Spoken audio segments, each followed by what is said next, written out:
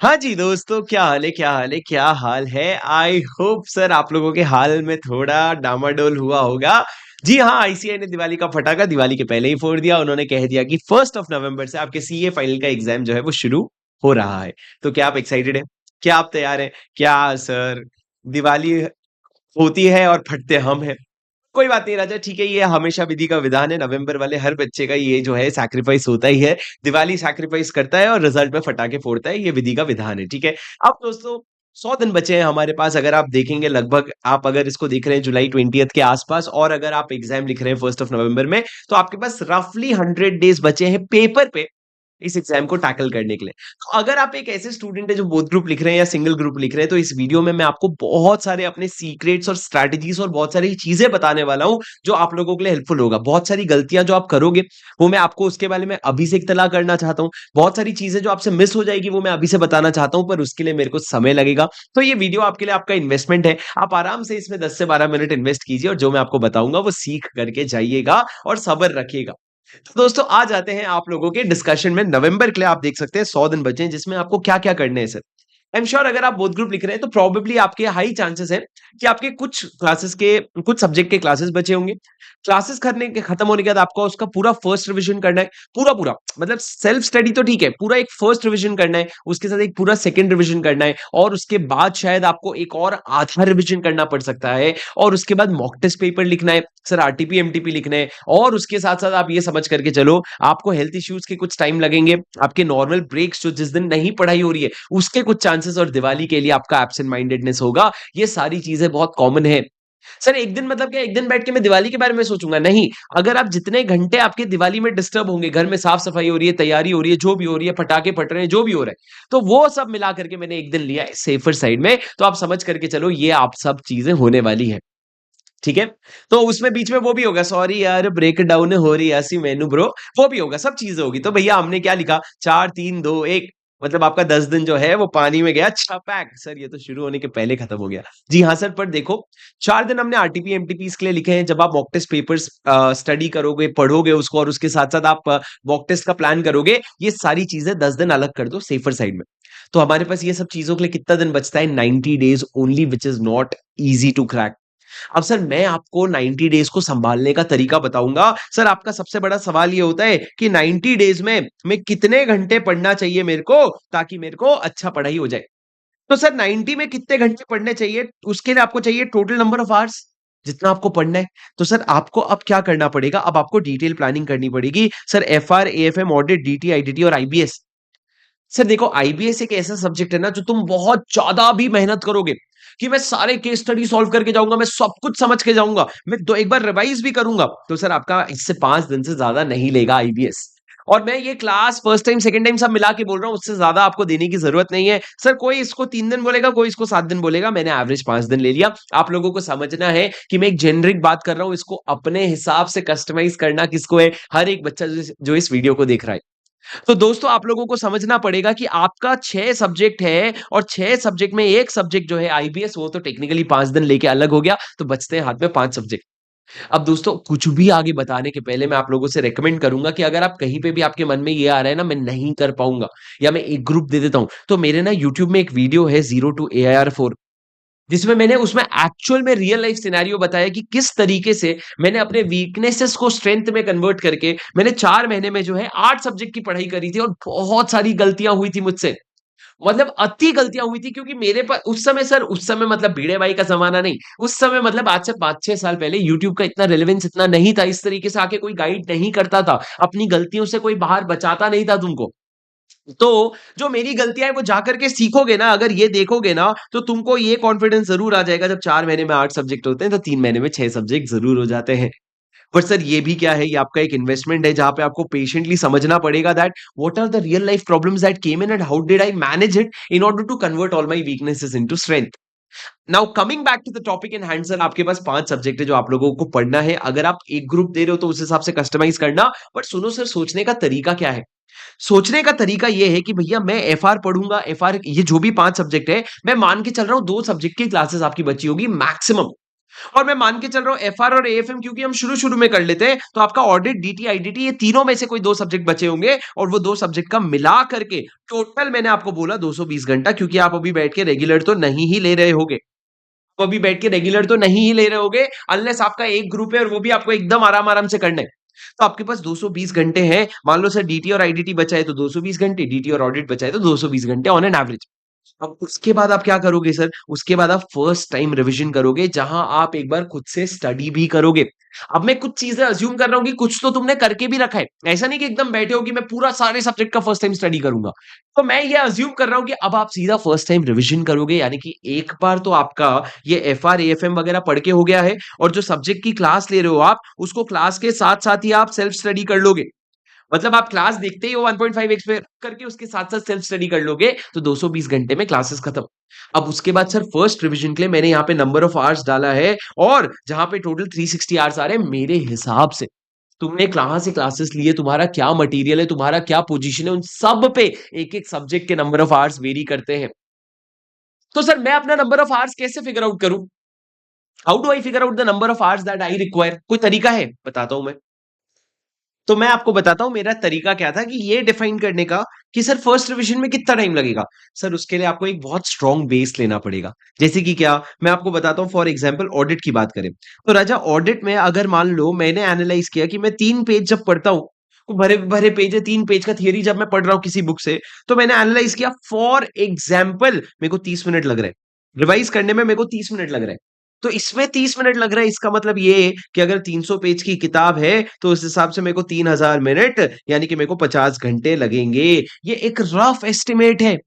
अब आप आगे चल करके आपका टारगेट ये रहेगा कि यार अगर एक 10 पेज का चैप्टर है, तो मेरे को पता है वो 10 पेज का चैप्टर मेरे को कितनी देर में खत्म करना है, करीबन 1.5 घंटे में खत्म करना है। मेरा एक ओवरऑल बेस है और मैं एक बेस ले रहा हूँ जिस पे मैं टारगेट ले रहा हूँ। तो जब मेरे को पता है आज 3 घंटा मैं ऑडिट करूँगा, तो यानी कि 180 मिनट का ऑडिट करूँगा, तो मेरा 18 पेज तो खत्म होना चाहिए, वरना मैंने इफेक्टिव पढ़ाई नहीं करी है या मैं अपने टारगेट के पीछे चल रहा हूँ। कभी सर ये 200 मिनट लगेगा, कभी ये 100 मिनट लगेगा। ये दोनों वेरिएशन करते-करते आप टाइम पे सिलेबस खत्म कर दोगे। तो ये हो गया फॉर एग्जांपल, ये एक वन ऑफ द 100 मेथड्स है सर। उसके बाद जैसे कि मैंने क्या किया था, मैंने एफआर के लिए ये किया था कि मान लो एफआर में जैसे अगर मैं एक क्लास करता था और वो एक क्लास 3 घंटे की होती थी, तो उसको जब मैं फर्स्ट टाइम रीडिंग कर रहा हूँ तो मेरे को उस एक क्लास में जितना कंटेंट था उसका मेरे को 1.5 घंटा लगता था, और रिवीजन का मेरे को 45 मिनट्स लगता था। और ये क्लासेस कितने कितने वो तो मेरे को पता है। फॉर एग्जांपल अगर इंडेस 109 है तो मेरे को पता है भैया उसके मान लो 10 लेक्चर है 30 घंटे के। तो मेरे को पता है कि उसके लिए मेरे को 15 घंटा पहली बार लगेगा और दूसरी बार मेरे को 450 मिनट्स लगेंगे, यानी कि 7.5 घंटे लगेंगे। ये मेरा बेसिस बन रहा है, एक स्ट्रॉन्ग रीजनेबल बेसिस बन रहा है। अब इस पे टारगेट लो ना। इस तरीके से सर आपको अपने फर्स्ट रिवीजन का नंबर ऑफ आवर्स, और इसी तरीके से आपको सेकंड रिवीजन का नंबर ऑफ आवर्स निकल के आएगा। सर सेकंड रिवीजन का कैसे निकालेंगे? बहुत सिंपल है राजा। मान लो फर्स्ट रिवीजन का आपको 100 घंटा आया, फॉर 80 घंटा आया फॉर एग्जाम्पल। अब आप ये समझो एग्जाम के पहले मेरे को कितने दिन में रिवाइज करने हैं? अगर एफआर जैसा सब्जेक्ट देखोगे तो आप 3 दिन ले सकते हो, और एक दिन का 12 घंटा यानी कि 35 आवर्स ले लो। पर अगर आप एएफएम देखोगे या ऑडिट देखोगे तो आपको 1.5 डे मिल रहा है, यानी कि 1.5 डे में प्रोडक्टिवली आप 25 घंटे पढ़ सकते हो सिर्फ। तो जब एग्जाम के पहले 25 घंटे में रिवाइज करना है और आज अगर 80 घंटा लग रहा है, तो इन दोनों का बैलेंस तो लाना पड़ेगा ना सेकंड रिवीजन में। तो सेकंड रिवीजन में आप इसको टारगेट करोगे कि भैया मेरा 40 से 45 घंटे में हो जाए। तभी आप क्या करोगे, ऐसा ग्राफ सेट कर सकते हो कि एग्जाम के पहले 25 घंटे में रिवाइज करूंगा। अब दोस्तों ये चीजों को जब आप समराइज कर लोगे, तब आप टोटल करो कि क्लासेस का first revision second revision total कितना आवर्स हुआ, और जब उसको आप डिवाइड करोगे अपने नंबर ऑफ डेज से, तब आपको समझ आएगा आपका पर डे कितना इफेक्टिव पढ़ाई आपको चाहिए। और ये नंबर आज निकालोगे, फटेगी, तो मजा आएगा। जब तुम निकाल के समझोगे कि भाई सही में टाइम नहीं है, कहाँ मेरे पेपर में 12 घंटे की इफेक्टिव पढ़ाई आ रही है, कहाँ मैं 11 घंटे का सिटिंग आवर्स कर रहा हूँ। तब सर तुमको समझ आएगा कि मेरे को ना यार बहुत तेजी से स्पीड बढ़ानी पड़ेगी। और अब मैं आपको कुछ ऐसी बातें बता देता हूं जो आप लोगों के लिए बहुत इंपॉर्टेंट है। सर कुछ चीजें जो आप गलती करते हो, जो मैंने भी अपनी गलतियां करके सीखी, पर आज आपको पता होना चाहिए। सबसे पहली चीज सर, आप जब अपना फर्स्ट रिवीजन करोगे ना, तो आपका बहुत ज्यादा फोकस होना चाहिए कॉन्सेप्ट्स पे। कॉन्सेप्ट्स बिल्कुल भी नहीं उड़ाओगे। एक पैराग्राफ है, एक पेज है, मान लो उसकी क्लास नहीं करी, क्लास करी थी नहीं समझ में आया, उस पे बैठ के समझो, मैं समझूंगा अभी इसको। मैं भले आधा घंटा का टारगेट है, मेरे को भले 1.5 घंटा लग जाए, 1 घंटा मैं अपने नींद में से काटूंगा आज, पर मैं समझूंगा उसको, ये आपका फर्स्ट रिविजन में स्ट्रैटेजी होना चाहिए। Time should be your second priority, but when it comes to your second revision, time should be your first priority and concept should be your second priority. Time देखो, time पे ज्यादा focus करोगे, concept पे कम focus करोगे। क्यों sir? क्योंकि sir ultimately 1.5 दिन का गेम है। आपको ये आज विजन लगा के चलना पड़ेगा, 1.5 दिन, 1.5 दिन, 1.5 दिन। जो एग्जाम के पहले 1.5 दिन में मैं हाथ नहीं लगा पाऊंगा, उसको एग्जाम में मैं हाथ नहीं लगा पाऊंगा, चाहे कितना अच्छे से भी क्यों ना पढ़ लू सर। और ये रिटर्न, ये गिवन फैक्ट है कि अगर एग्जाम के पहले तुम डायरेक्ट टैक्सेशन समुंदर भर का सिलेबस है, एग्जाम के पहले 1.5 दिन में जो जो चैप्टर्स आप हाथ नहीं हाथ लगाओगे, उन उन क्वेश्चंस को आप फेंक के आओगे। 4 मार्क के क्वेश्चन में आप 2 मार्क्स भर का फेंक के आओगे, 1 मार्क्स आपको देगा। छोड़ दो उससे अच्छा। नहीं नहीं, लिख लो लिख लो। पर समझ रहे हो तुम मेरी बात? 1.5 दिन your is your ultimate target and hence in your second revision time has to be your focus. इसीलिए जब भी आप अभी से जितनी भी पढ़ाई कर रहे हो ना, हर एक चैप्टर के बाजू में उसका टाइम लिखना शुरू कर दो। मैं तो इतना प्रिसाइज टाइम लिखता था सर, 50 मिनट्स हो गया, 25 मिनट्स हो गया। ये टारगेट नहीं है, ये अचीव्ड टाइम है। कि मान लो मैंने 15 मिनट में खत्म करने का सोचा, मेरा 25 मिनट में अचीव हुआ। ये लिखना जरूरी है। इसका सबसे बड़ा फायदा क्या होता है पता है? मान लो मैंने जीएसटी का एक चैप्टर उठाया, मैंने बोला सप्लाई या इनपुट टैक्स क्रेडिट पढ़ूंगा, मैंने 1.5 घंटे का टारगेट लिया। अब उसमें क्या है, 90 मिनट्स का टारगेट है। अब तुम मेरी बात ध्यान से समझना, मेरे को पता है, मैंने टाइमर शुरू किया। अब मैं टाइम पास नहीं कर सकता, क्योंकि मेरे को बहुत सॉलिड टाइम निकालना है। क्योंकि सर जब मैं हर चैप्टर का रिवीजन का टाइम निकाल लूंगा ना, और जब उसका टोटल करूंगा ना, तभी जाके मैं 1.5 दिन का अपना सही प्लानर बना पाऊंगा। किसी दिन अगले किसी वीडियो में तुमको बताऊंगा मैं कि मेरा जीएसटी में ये एफर्ट जो इतना सारा था, ये किस तरीके से मेरे को जीएसटी एग्जाम में 70+ दिला के गया, मैं आपको समझाऊंगा। It is not always about luck. It is majorly about hard work. If you do proper hard work, your luck will support you. No hard work, no luck. ठीक है सर, तो मेरी बात ध्यान से सुनो, उसके बाद सर आगे सुनो। सर अभी आप जितने भी प्रैक्टिकल चैप्टर्स करोगे, जितने भी प्रैक्टिकल सब्जेक्ट्स करोगे, उनमें प्रेजेंटेशन में भी ध्यान देना शुरू करो। सिर्फ कैलकुलेटर में सॉल्व मत करो। और जो आपके थियरी चैप्टर्स है या थियरी सब्जेक्ट है, जैसा कि ऑडिट, उसमें सर राइटिंग पे फोकस करो। आप रोज एक डीपीक्यू का कॉन्सेप्ट बनाओ, रोज एक क्वेश्चन में लिखूंगा। मैं आपको दिखाऊंगा अगले किसी वीडियो में कि ऑडिट में किस तरीके से मैं खुद के लिए एक क्वेश्चन रोज लिखता था। कम से कम मैंने 20-25 दिन लिखे होंगे, रोज खुद से चेक करता था और की गलतियां निकालता था और सीखता था। कि आपको करना पड़ेगा सर, मेहनत तो आपको अकेले में ही करनी पड़ेगी। और उसके बाद सर अभी ना रट्टे पे ध्यान मत दो बहुत ज्यादा। अभी का याद किया हुआ 3 महीने बाद याद नहीं रहेगा। अभी मेथड्स डेवलप कर लो बस याद करने का। अब उसको याद करने पे लास्ट जो सेकंड रिवीजन है ना, उसमें एफर्ट डालना। अभी रट्टे पे बहुत ज्यादा फोकस मत करो, अभी कॉन्सेप्ट्स पे बहुत ज्यादा फोकस करो। और आप क्या करो सर, अपने जितने भी सब्जेक्ट्स है ना आपके, ये सबसे अल्टीमेट स्ट्रैटेजी है सर, ये रैंकर स्ट्रैटेजी है। 3 डब्बे बनाओ सर। वनडे क्या वेंसडे मंडे संडे नहीं भैया, वीकनेस, मीडियम और स्ट्रेंथ।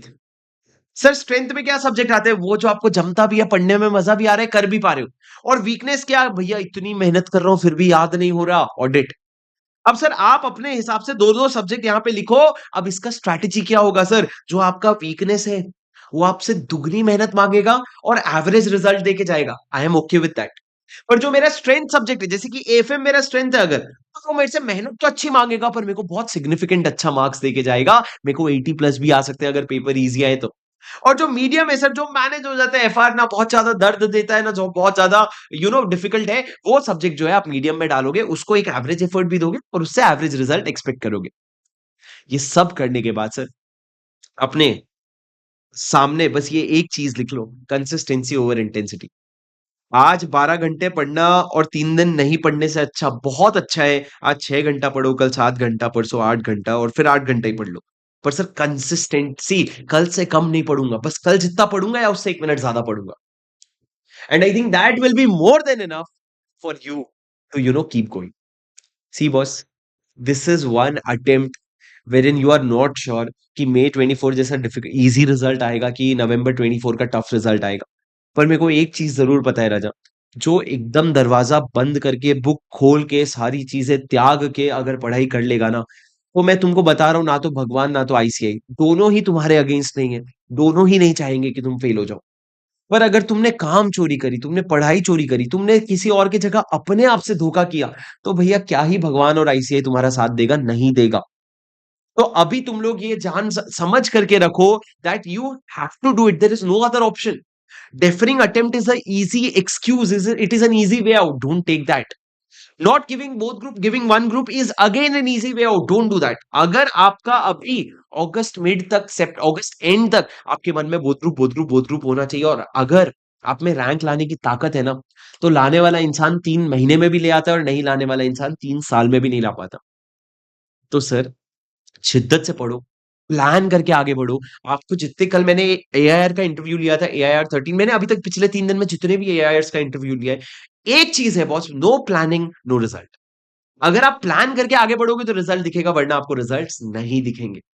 तो planning, execution, smart work, hard work, all of these combined will give you your results, and you will it is for sure that आप अपनी मेहनत करो और आपको रिजल्ट में पॉजिटिविटी दिखेगी, राजा दिखेगी। भरोसा रखो, क्वेश्चन मार्क्स मत डालो ना किसी और पे ना अपने आप पे, सिर्फ भरोसा रखो और मेहनत करो।